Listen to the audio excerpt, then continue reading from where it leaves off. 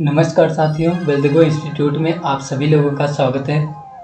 आज हम सीखेंगे इंडेक्स एंड मैच का फार्मूला एक्सेल में किस प्रकार से यूज किया जाता है। इसके लिए हम चलते हैं एक्सेल शीट पे। रन कमांड के द्वारा हम एक्सेल शीट ओपन कर लेते हैं। इस पर एक्सेल टाइप करते हैं। एक्सेल टाइप करने के बाद क्लिक करते हैं इंटर। एक्सेल शीट हमारे सामने आ चुकी है। इसके ऊपर हम एक टेबल ले लेते हैं जो हमारे पास ऑलरेडी बनी हुई है। आप लोग चाहें तो इसे बना सकते हैं अपनी सीट पे, जिसके अंदर यहाँ पर टाइमिंग दी गई है, यहाँ टीचर्स के नेम दिए हुए हैं और सब्जेक्ट के नाम दिए हुए हैं। जो टाइमिंग है जैसे स्कूल के अंदर होता है कि एक स्कूल में 5 या 6 बैचेस होती हैं आवर के हिसाब से, और साथ ही में टीचर लोग पढ़ाते हैं। तो टीचर्स अलग अलग सब्जेक्ट अलग अलग टीचर पढ़ाते हैं, अलग अलग टाइम पर पढ़ाते हैं। तो हम इसमें क्या देखेंगे इंडेक्स एंड मैच में कि किस प्रकार से एक टीचर एक पार्टिकुलर टाइम में कौन सी सब्जेक्ट पढ़ाता है।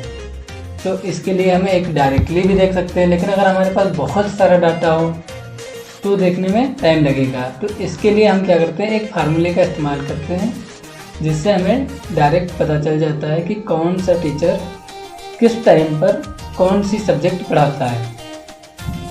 इसके लिए हम यहाँ पर दूसरी टेबल है कि इंडेक्स एंड मैच लिख लेंगे, क्योंकि यहाँ पर जो फार्मूला लगेगा उसका नाम इंडेक्स एंड मैच होगा। इसमें हम सेलेक्ट लिख लेते हैं कि हम क्या सेलेक्ट करेंगे।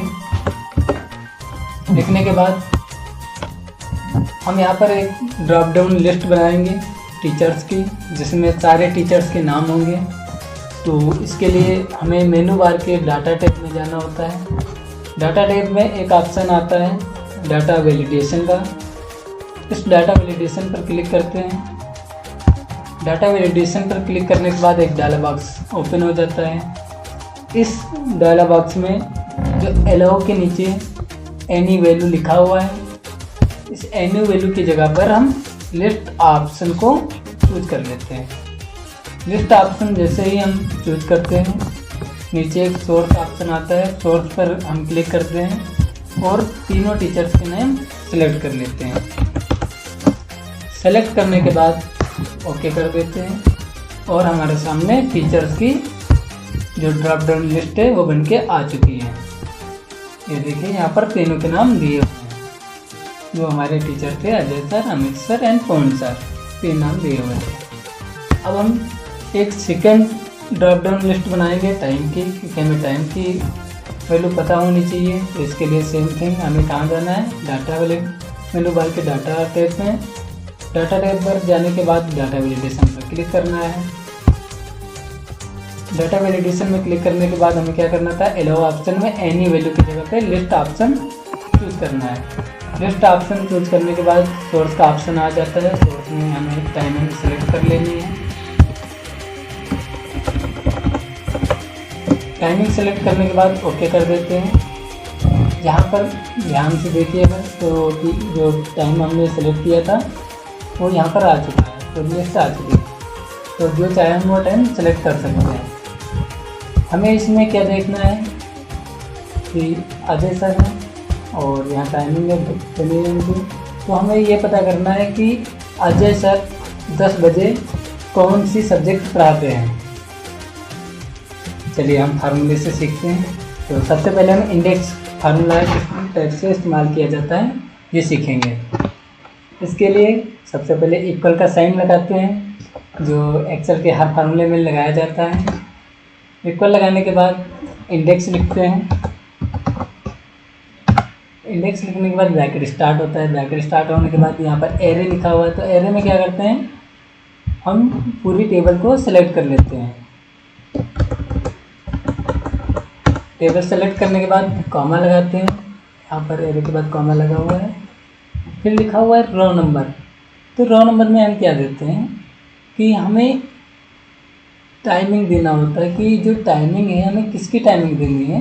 तो यहाँ 10 AM लिखा हुआ है, तो 10 बजे की टाइमिंग देखना है। तो 10 बजे यहाँ पर पढ़ रहा है, कौन से रो में पढ़ रहा है, 1 2 3 4 5, 5वें रो नंबर में पढ़ रहा है। तो हम यहाँ पर 5 लिख देंगे, फिर कॉमा लगाएंगे। फिर कह रहा है कॉलम नंबर। अब हमें कॉलम नंबर कौन सा देना है, कॉलम नंबर जो देना है हमें अजय सर का देना है, जो ये अजय सर का कॉलम था उसको देना है। तो ये आ रहा है दूसरे नंबर पे। यहाँ पर हमें अल्फ़ाबेटिक में नहीं लिखना है, जैसे ए और बी सी डी ऐसे दिया हुआ है, ऐसे नहीं लिखना है, बल्कि इनको भी नंबर में हमें देना है। तो यहाँ पर सेकंड नंबर है तो हम यहाँ पर 2 दे देंगे। 2 लिखने के बाद ब्रैकेट क्लोज कर देते हैं और इंटर करते हैं। कौन सी सब्जेक्ट आ रही है? सोशल साइंस सब्जेक्ट आ रही है। देख लेते हैं सही है या गलत। अजय सर 10 बजे क्या पढ़ाते हैं? अजय सर 10 बजे सोशल साइंस ही पढ़ाते हैं, मतलब सही है। अब हमें क्या किया, जैसे हमने यहाँ पर टीचर का नाम चेंज कर दिया, यहाँ पर हमने कौन सा कर दिया, और यहाँ पर हमने टाइमिंग चेंज कर दी। जो यहाँ टाइमिंग दी हुई थी वो हमने 11 o'clock कर दिया। अब लेकिन यहाँ पर सब्जेक्ट का नाम जो है वो चेंज नहीं हुआ है, तो इसको चेंज करने के लिए हमें क्या करना पड़ेगा? सेम थिंग, हमें फिर से फार्मूला टैब ओपन कर लेना है। ओपन करने के बाद हम यहाँ पर जो टाइम नंबर दिया था वो हटा देना है, रॉ नंबर का। इसकी जगह हमें क्या करना है? 5 हटा दिया हमने। 5 की जगह 11 कितने पर आता है? 6 नंबर पे आता है, तो हम क्या करेंगे यहाँ पर 6 लिख देंगे। और कौन से कॉलम नंबर पे आते हैं? 1 2 3 4 नंबर पे। तो जो ये कॉलम नंबर दिया था इसको हम 4 कर देंगे और एंटर कर देते हैं। तो क्या आ गया? इंग्लिश आता है। कौन सर 11 बजे इंग्लिश सब्जेक्ट पढ़ाते हैं, सही है।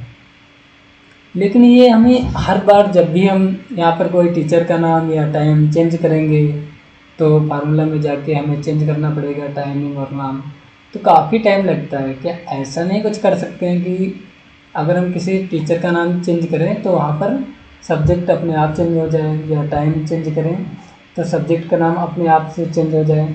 हो सकता है। तो इसके लिए जो हम फार्मूले का इस्तेमाल करेंगे वो इंडेक्स एंड मैच का होगा।